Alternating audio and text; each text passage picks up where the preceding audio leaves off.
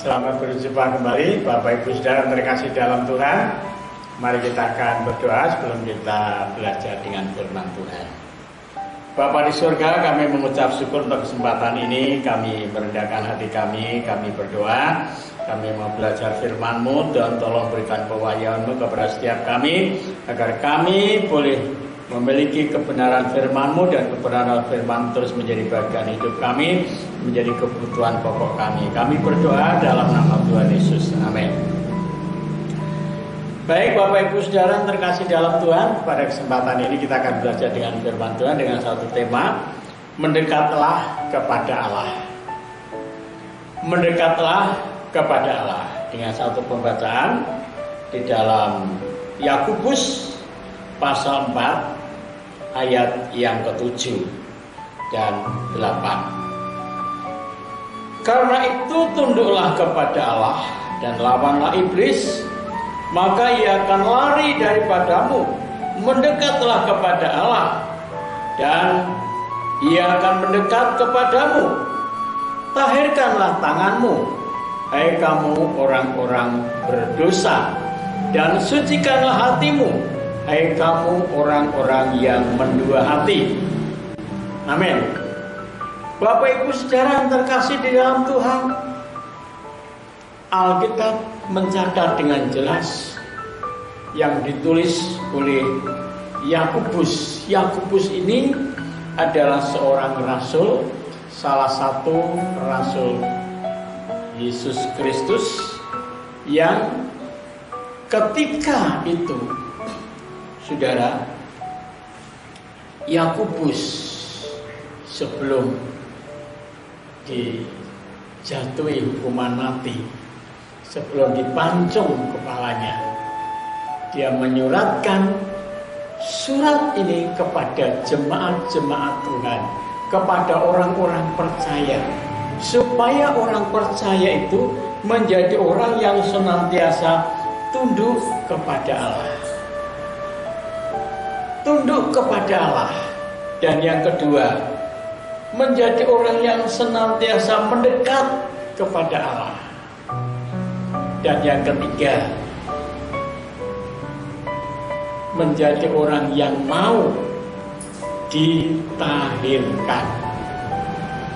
Ditahirkan, disucikan, dibersihkan, dibasuh tangan-tangan orang berdosa. Dan yang keempat, hati kita disucikan. Supaya apa? Supaya tidak mendua hati. Ya, supaya tidak mendua hati. Hati kita fokus dengan Tuhan. Ya, hati kita itu fokus dengan Tuhan. Kita manusia, untuk menjadi fokus dengan Tuhan, ketika hati kita sudah disucikan. Ya. Tuhan Yesus pernah berkata begini di dalam Injil Yohanes pasal 15 ayat yang ketika di sana dikatakan, kamu memang sudah bersih karena firman yang telah kukatakan kepadamu. Jadi setiap firman yang kita tangkap, yang kita dengar, yang kita terima dan masuk di dalam hati kita, akan membersihkan hati kita. Dan kuasanya, kasihnya sanggup menyucikan tangan-tangan kita, membersihkan, mentahirkan tangan kita orang berdosa. Apapun dosanya, Tuhan sanggup menyucikan. Ya, mungkin dosa pernah memukul anak, pernah memukul istri. Ya, mungkin dosa pernah mencuri, mengambil sesuatu yang bukan haknya. Allah sanggup menyucikan. Allah sanggup mentahirkan. Mengapa? Tuhan rindu kepada setiap kita orang percaya. Kita ada satu hubungan yang intim, ada satu hubungan yang dekat, ada satu hubungan yang akrab dengan Tuhan. Seperti seorang anak dan ayah yang penuh dengan kasih sayang, penuh dengan cinta. Ada satu hubungan yang begitu intim dengan Tuhan. Lah mengapa? Apa sebabnya kita harus punya hubungan yang intim dengan Tuhan? Saudara, ayat yang ke-6 berkata, bagian B, Allah menentang orang yang congkak. Allah menentang orang yang congkak. Orang yang congkak itu orang yang bagaimana?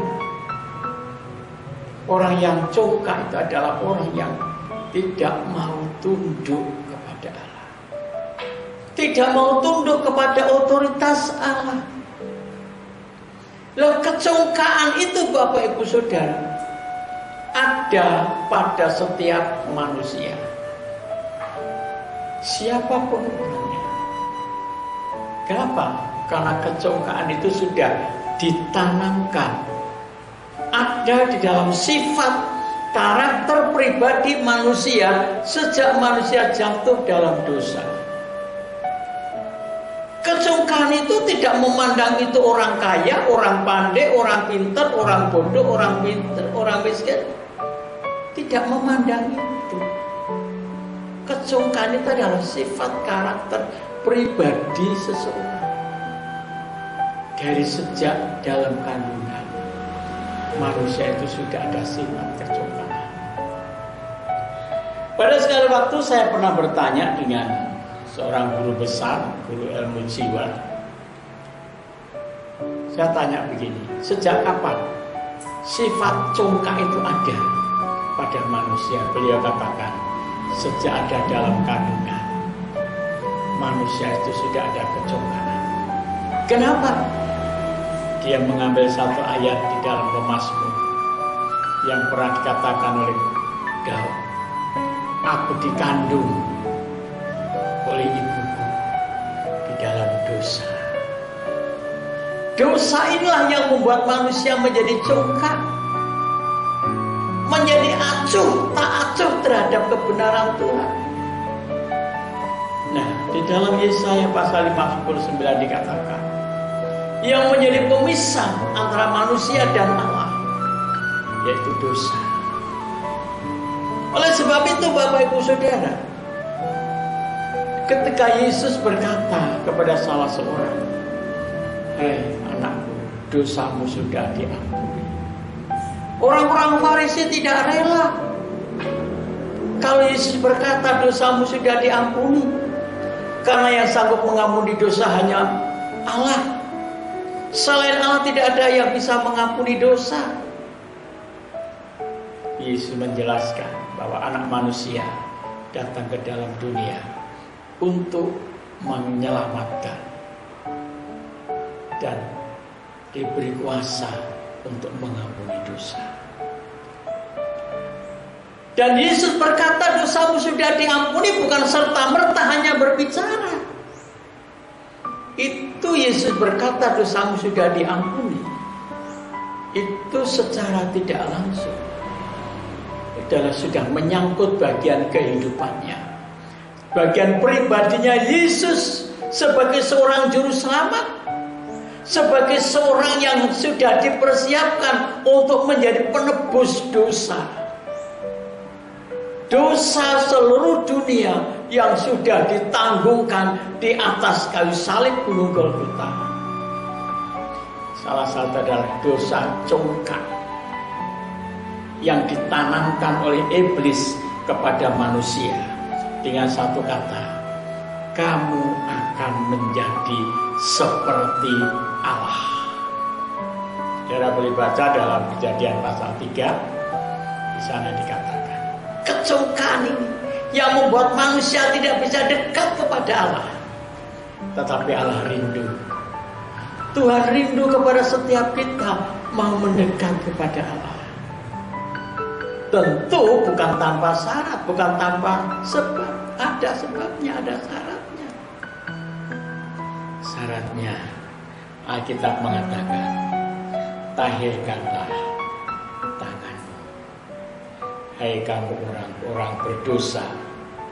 Sucikanlah hatimu, hai kamu orang-orang yang mendua hati.